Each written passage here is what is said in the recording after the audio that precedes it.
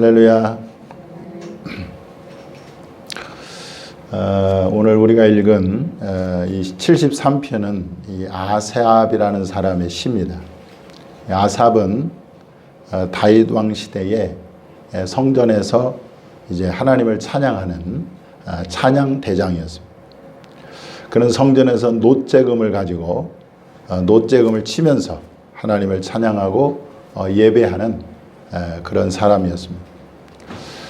그는 이제 늘 성전에서 하나님을 찬양하고 또 예배하는 그 일을 하면서 하나님을 가까이 했습니다. 하나님을 가까이해서 하나님을 찬양하고 하나님을 예배하고 하나님을 경배할 때에 그에게 하나님의 큰 은혜가 임하고 그에게 하나님의 큰 복이 임했어요. 그래서 그가 얻은 결론이 뭐냐? 하나님을 가까이 하는 것이 복이다라는 결론을 내린 것입니다.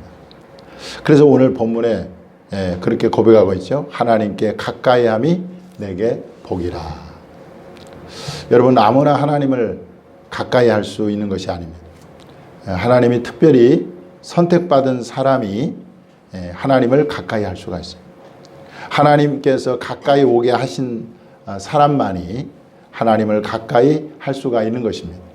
그래서 다윗은 이렇게 고백하고 있는 것을 볼 수가 있어요. 시편 65편 4절 말씀 한번 보겠습니다. 같이 읽어볼까요? 시작. 주께서 택하시고 가까이 오게 하사 주의 뜰에 살게 하신 사람은 복이 있나이다. 그러니까 우리가 여러분 그냥 이 교회에 나온 게 아니에요. 하나님께서 세상의 수많은 사람들 가운데 우리를 선택해서 우리를 불러주시고 그리고 우리를 가까이 오게 하셔서 이렇게 예배 자리에 예배당에 저와 여러분이 오게 하신 것입니다. 예수님은 아버지께서 이끌지 아니하면 아무도 내게 올 수 없다 그렇게 말씀했습니다. 그런 면에서 오늘 이 자리에 있는 저와 여러분은 하나님께 복받은 사람인 줄 믿습니다.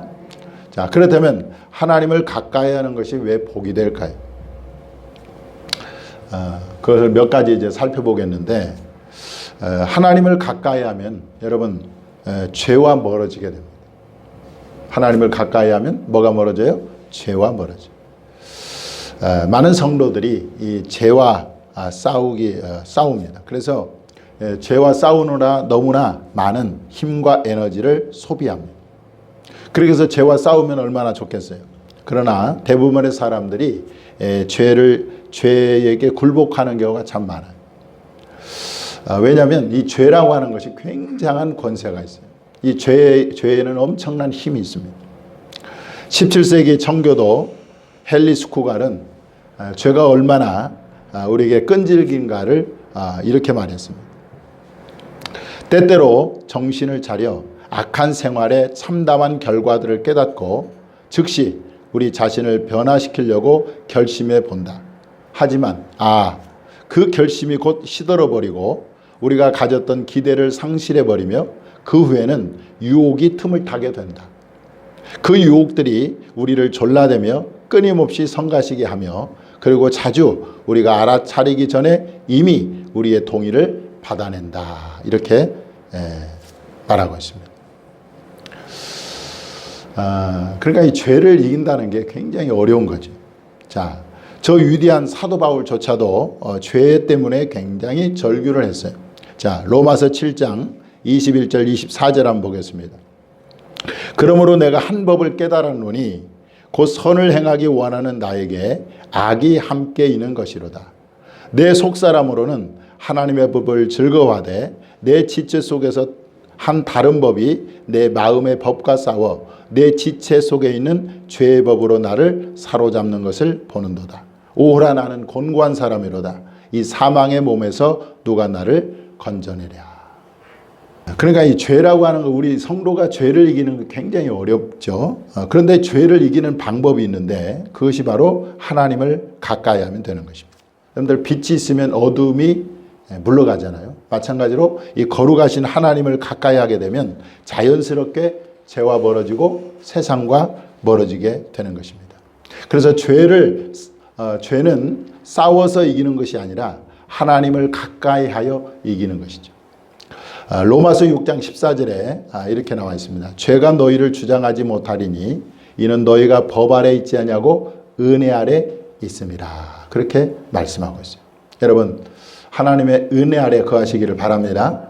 그 은혜가 우리를 죄를 능히 이기게 한다는 사실입니다. 그 다음에 두 번째, 하나님을 가까이 하면 여러분 어떤 복을 받습니까? 하나님을 닮게 되어 있습니다. 하나님을 닮게 돼요. 이제 부부가 오래 살게 되면 서로 닮게 되잖아요. 그래서 이제 성격도 닮고 또 식성도 닮고 그리고 얼굴도 닮아갑니다. 우리 집사람하고 저하고 한 25년 지금 살았는데 어떤 사람들이 우리 두 부부를 보면 얼굴이 닮았다고 그렇게 얘기를 해요.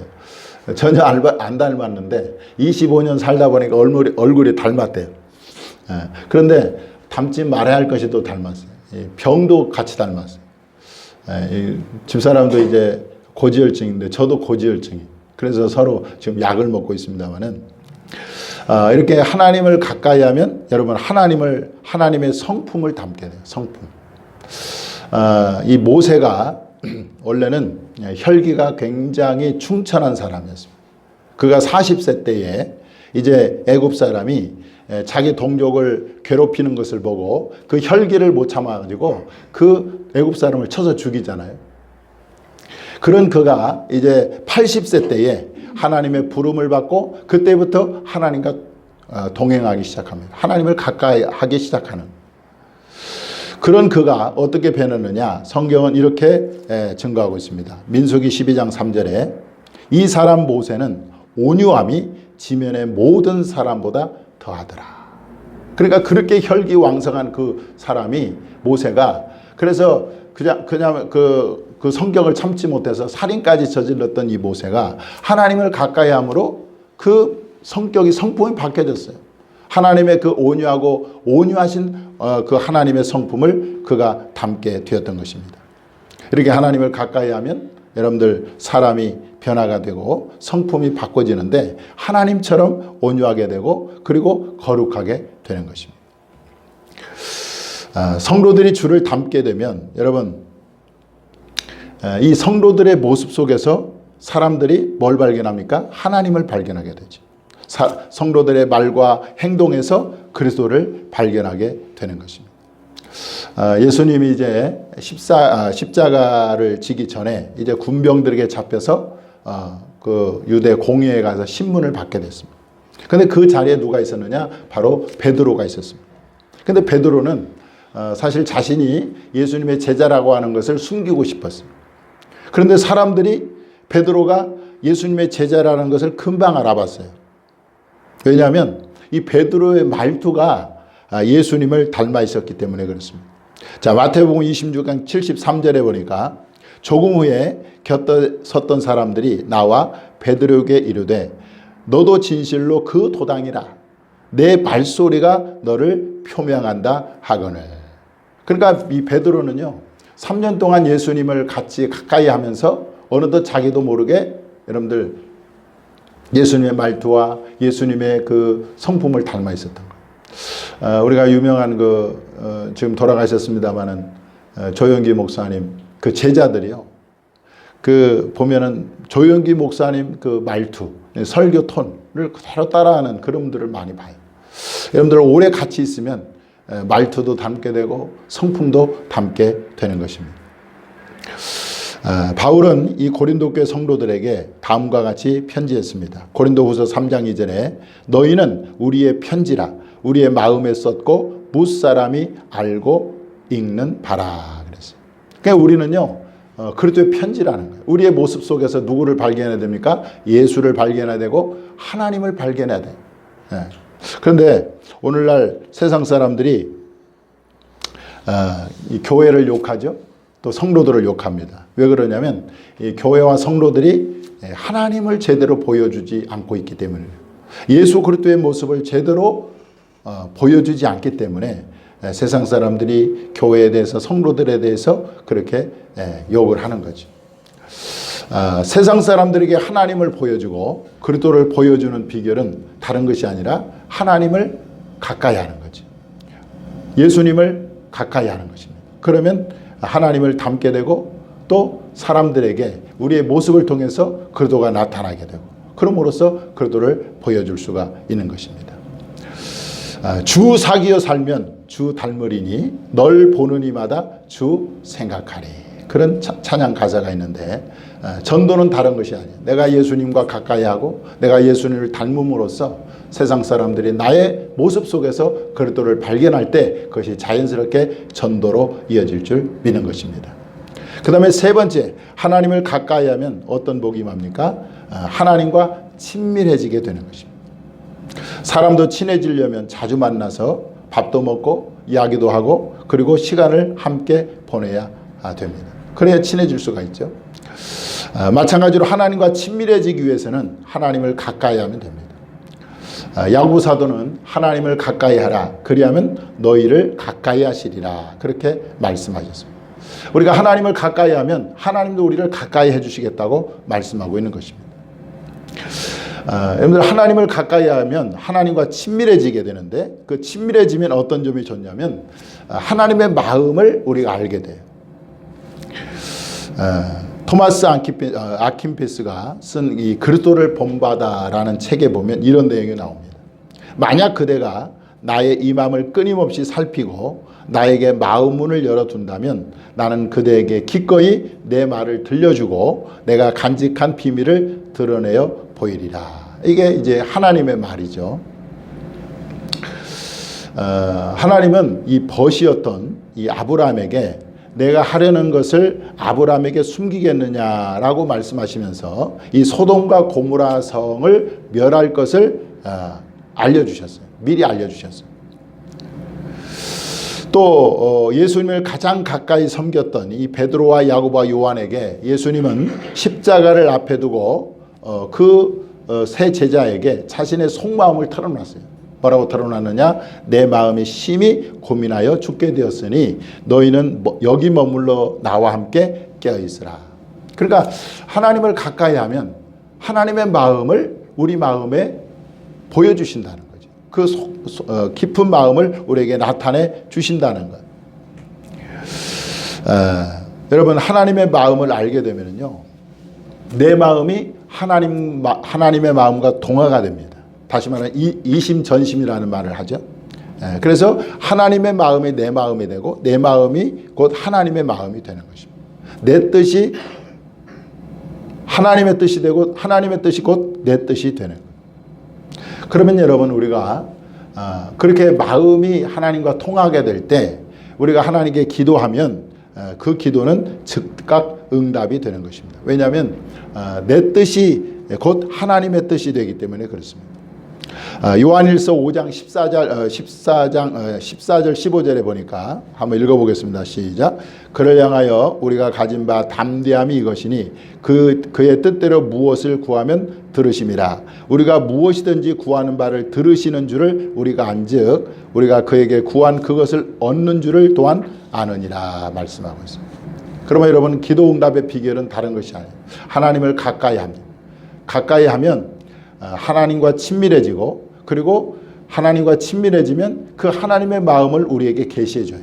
하나님의 뜻을 우리에게 계시해줘요. 그러면 그 마음과 뜻을 가지고 알고 하나님께 기도할 때 그 기도는 100% 응답이 되는 것입니다. 이런 응답의 역사가 저와 여러분의 있기를 주님의 이름으로 축원합니다. 자, 하나님을 가까이 하면 또 복이 어떤 복이 있느냐? 네 번째 흔들리지 않는다는. 우리 인생 가운데 여러분들 풍파가 참 많지 않습니까? 어떤 사람은 질병의 문제, 또 어떤 사람은 물질의 문제 때문에 고통을 당하고 어떤 사람은 사업의 문제 때문에 어떤 사람은 자녀의 문제 때문에 이렇게 어려움을 당하는 사람들이 많아요. 이런 문제를 만날 때 사람들은 크게 흔들립니다. 그리고 걱정과 근심과 두려움에 사로잡히게 되고 그리고 절망하고 좌절하게 됩니다. 오늘날 많은 사람들이 우울증에 시달리고 있어요.